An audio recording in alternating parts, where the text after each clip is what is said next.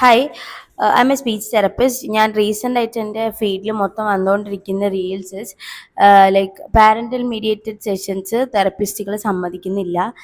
Like speech therapist പാരൻറ്റിനെ വേറെ റൂമിൽ ഇരുത്തിയിട്ട് നമ്മൾ വേറെ റൂമിൽ ഇരുന്നിട്ടാണ് തെറപ്പി എടുക്കുന്നത്, അല്ലെങ്കിൽ അവരെ വെയിറ്റിംഗ് ഔട്ട് സൈഡാണ്. അങ്ങനത്തെ കുറേ വീഡിയോസ് ഞാൻ കണ്ടു.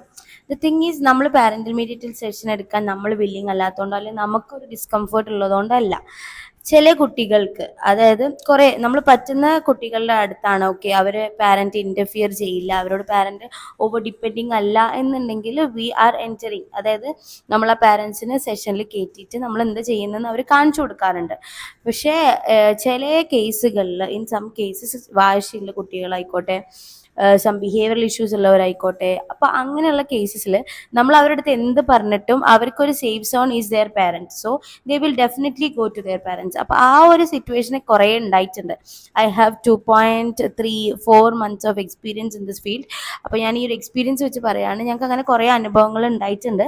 നമ്മൾ തെറപ്പി സെഷൻസിൽ കയറും, പക്ഷേ അവർ ഓവർ ഡിപ്പെൻഡിങ് ആയിരിക്കും. അപ്പോൾ ആ സമയത്ത് അവർ പാരൻസിൻ്റെ അടുത്തേക്ക് പോകും, അതായത് മമ്മ എന്നൊക്കെ പറഞ്ഞിട്ട് അവർ പോകും. പക്ഷെ അപ്പോൾ പാരൻറ്റും ആ ഒരു സൈഡിൽ നിൽക്കുകയാണെങ്കിൽ, പാരൻ്റ് ആസ് സച്ച് ലൈക്ക് എൻ്റെ കുട്ടി തെറപ്പിക്കാണ് വന്നത്, അതുകൊണ്ട് ഞാനിങ്ങനെ ഓവർ പാമ്പറിങ് തെറപ്പി സെഷൻസിൻ്റെ ഉള്ളിൽ ചെയ്യേണ്ട എന്നുള്ളൊരു കൺസെപ്റ്റുള്ള പാരൻസ് ആണെങ്കിൽ we will definitely enter them to the therapy. പക്ഷേ ഇങ്ങനെ കുറച്ച് കേസസ് ഞാൻ പറഞ്ഞല്ലോ, കുറച്ച് കേസസിൽ നമ്മൾ ഈ വാശി കാര്യങ്ങളൊക്കെ ഒന്ന് കൺട്രോൾ ആവാൻ വേണ്ടിയിട്ട് നമ്മൾ പാരൻസിനെ കൂടെ കയറ്റാറില്ല. But we will like brief the session after, okay. അപ്പോൾ നമ്മൾ എന്തൊക്കെ ചെയ്തിട്ടുണ്ട് സെഷൻസിൽ, ഇങ്ങനെയായിരുന്നു അങ്ങനെയായിരുന്നു എന്നുള്ള എല്ലാം ഡീറ്റെയിൽ ആയിട്ട് നമ്മൾ പുറത്ത് പറഞ്ഞു കൊടുക്കും.